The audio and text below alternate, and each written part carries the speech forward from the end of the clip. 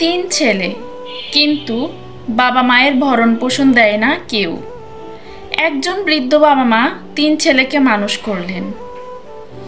বড় ছেলে বিদেশে, মাঝারি ছেলে চাকরি করে, ছোট ছেলে ব্যবসা করে। কিন্তু মাস শেষে বাবা মায়ের ওষুধের টাকা, চিকিৎসা খরচ কেউই দেয় না। ফলাফল, অসহায় বাবা মা লজ্জায় কারো কাছে বলতেও পারে না। বলতে না পেরে ধুকে ধুকে বাঁচে। পিতা মাতা ভরণ পোষণ আইন 2013। বাংলাদেশে হাজারো বৃদ্ধ বাবা মা আছে যাদের তিনটা সন্তান, কিন্তু ভরণ পোষণ দিতে কেউ এগিয়ে আসে না। এই অন্যায়ের শেষ কোথায়? বয়স বাড়লে বাবা মায়ের চিকিৎসা, খাবার, ওষুধের খরচ বাড়ে।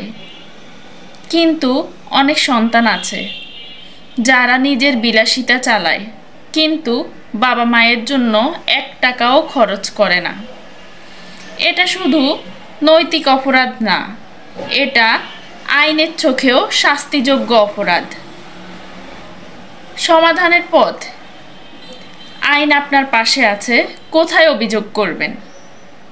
আপনার এলাকার ইউএনও অফিসে একটি লিখিত অভিযোগ দিলে ব্যবস্থা শুরু হবে।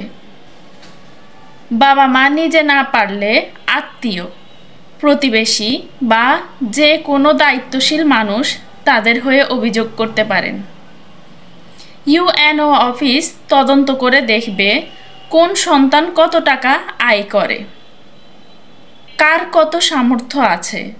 অতঃপর মাসিক ভরণ পোষণ বাধ্যতামূলক ঠিক করে দিবে।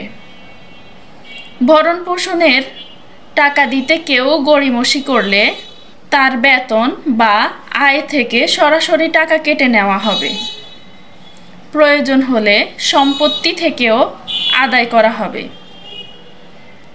আর যদি সন্তান ইচ্ছাকৃতভাবে ভরণ পোষণ না দেয়, সর্বোচ্চ 1 বছর জেল এবং সর্বোচ্চ 20,000 টাকা পর্যন্ত জরিমানা, এমনকি 2টাও হতে পারে। যে সন্তান বাবা মাকে বাড়ি থেকে বের করে দেয় বা মানসিক অথবা শারীরিকভাবে নির্যাতন করে, তার বিরুদ্ধে সরাসরি শাস্তিমূলক ব্যবস্থা হবে। আইন এ ব্যাপারে 0 টলারেন্স।